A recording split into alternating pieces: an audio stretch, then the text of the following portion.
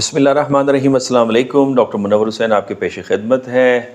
آپ دیکھ رہے ہیں diplomatic and current affairs. Doctor Tahir Jameel ہمارے ساتھ ہیں. ڈاکٹر طاہر جمیل، اس وقت نئی حکومت آ گئی ہے، پنجاب کے اندر بھی نئی حکومت آ گئی ہے اور اسمبلی کے اجلاس شروع ہو گئے. نیشنل اسمبلی کے اندر بھی ایم این ایز نے اپنا حلف اٹھا لیا ہے. چیلنجز کیا آپ کو نظر آ رہا ہے فارن پالیسی فرنٹ کے اوپر؟ جس طرح کی ہم باتیں سن رہے ہیں کہ غالباً آئی ایم ایف کو خط لکھا جا رہا ہے پی ٹی آئی کی طرف سے، شاید کانگریس کے اندر ایک اس طرح کا کوئی ریزولوشن بھی لانے کی کوشش کی جا رہی ہے کہ حکومت کو تسلیم نہ کریں. تو امریکہ جو کہ پاکستان کے لیے بڑا امپورٹنٹ ہے، جس کے ساتھ آپ کی ٹریڈ آپ کی فیور میں جاری ہوتی ہے، پھر امریکہ اگر آپ کی حکومت کو ریکگنائز نہیں کرتا تو پھر یورپین یونین جس کے ساتھ بھی آپ کی ٹریڈ بہت اچھی ہے، تو بظاہر یہ ایک چیلنج نظر آ رہا ہے. یہ چیلنج واقعی ہوگا؟ دیکھیں، اس کو تو میں ایسے سمجھتا ہوں کہ وہ کہتے ہیں نا کہ اسٹارم ان دا ٹیکا. اتنا آسان نہیں ہوتا. حکومتوں سے ریلیشنز ہوتے ہیں.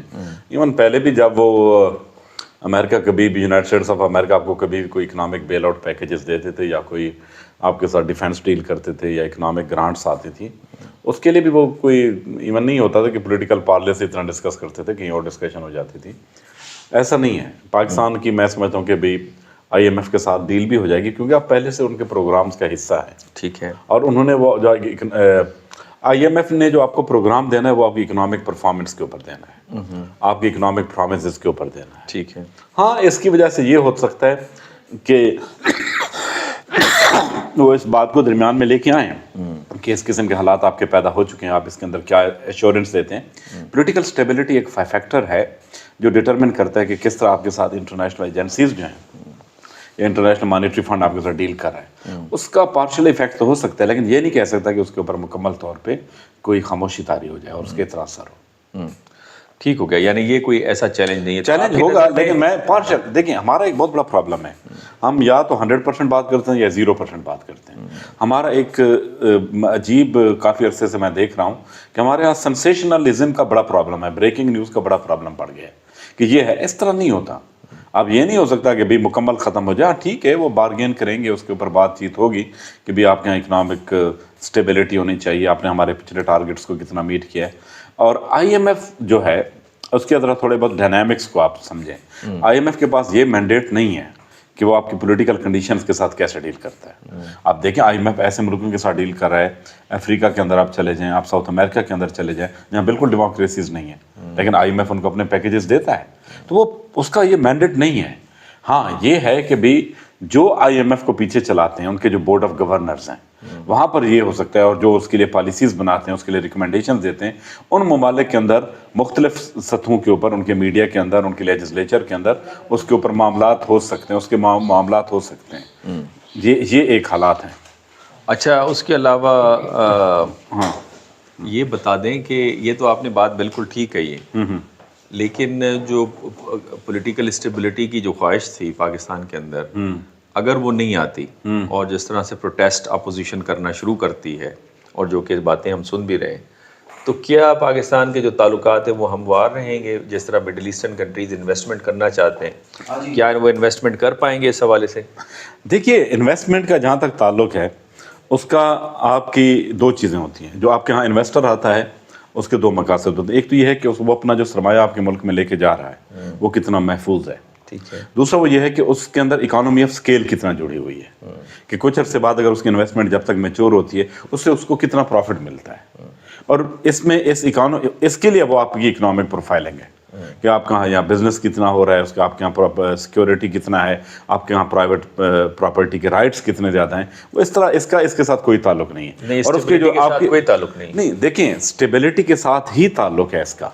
لیکن پرابلم یہ ہے کہ پہلے بھی تو انویسٹمنٹ آ رہی تھی. میں پہلے تو نہیں سمجھتا تھا کہ ہمارے یہاں اتنی زیادہ اسٹیبلٹی تھی، لیکن ایسی انویسٹمنٹ جو آ کے ہمارے معاشی مسائل کو حل کرے، جو ہمارے معاشی پرابلمس کو سالو کرے، اتنی زیادہ انویسٹمنٹ جو ہم توقع کر رہے ہیں، کیونکہ اس وقت ہم ایک ایکیوٹ قسم کا اکنامک کرنچ فیس کر رہے ہیں، وہ ہمیں میں سمجھتا ہوں کہ وہ انویسٹمنٹ آنے میں ہمیں بہت دیر لگے گی، کافی ساری. اچھا، انڈیا کے ساتھ تعلقات میں بہتری کی باتیں چل رہی ہیں. یہ ایکسپیکٹیشن تھی کہ جیسے ہی مسلم لیگ کی حکومت آتی ہے تو شاید بھارت کے ساتھ ہمارے تعلقات بہتری کے لیے کاوشیں ڈالی جائیں گی. مریم نواز صاحبہ نے جو حلف لیا اس کے بعد انہوں نے کہا ہے کہ مودی صاحب کے اکنامک ماڈل کو ہم اپلائی کریں گے پاکستان کے اندر تاکہ اس کی اکانومی بلڈ اپ ہو. تو فیوچر کیا دیکھتے ہیں پاکستان انڈیا ریلیشنز کا انڈر دس کرنٹ رجیم؟ دیکھیے، جب بھی میں دیکھتا ہوں کہ جب بھی پاکستان کے اندر کوئی نیا رجیم آتا ہے، شروع میں تو مجھے ایک پازیٹیوٹی نظر آتی ہے کہ بھی انڈیا کے ساتھ ہم تعلقات بہتر کریں گے، اور اس کے ساتھ جوڑا ہو جاتا ہے کہ بھی وہ ہماری اکنامک اسٹیبلٹی کے ساتھ میں اس کا بہت زیادہ کردار ہے. لیکن کچھ عرصے کے بعد چیزیں پیچھے جانا شروع ہو جاتی ہیں. ہاں، اگر یہ کمٹمنٹ ہے، اور میاں صاحبان کے بارے میں ضرور کہوں گا کہ شریف فیملی کے جو تعلقات ہیں مودی کے ساتھ پرسنل لیول کے اوپر اور وہاں کی بزنس کمیونٹی کے ساتھ رہے ہیں، ان کو ہم اپنے فائدے کے لیے اگر یوز کرنا چاہیں تو ہمارے لیے کافی ساری اسپیس بنتی ہے. اگر ایسا ہو جائے تو اس میں سمجھتا ہوں کہ ہمارے لیے زیادہ بہتر ہوگا.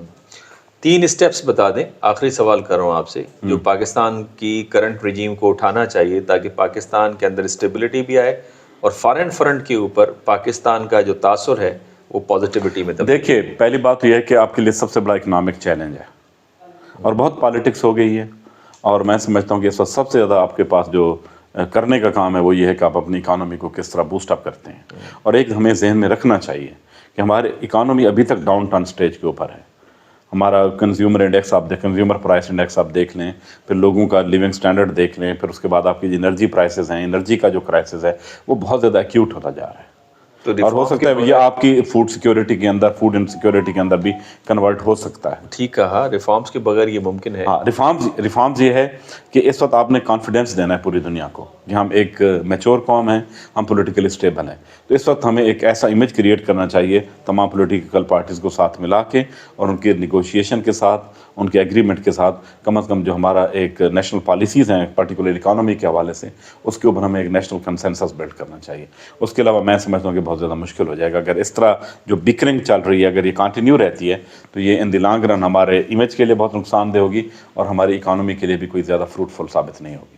Thank you very much Tahir. ناظرین، آپ نے ڈاکٹر طاہر کی باتیں سنی، اور میں سمجھتا ہوں کہ ریفارمز اور crisis, charter of crisis management کی اکثر بات کرتا ہوں، اور اب میچورٹی کا ساتھ چلنا ہوگا، اور ساری پولیٹیکل پارٹیز کو اپنے ذاتی مفادات یا پارٹی مفادات کو پس پشت رکھ کے سب سے پہلے پاکستان کو رکھنا ہوگا. آپ کے کمنٹس کا انتظار رہے گا. اجازت دیجیے، اللہ حافظ.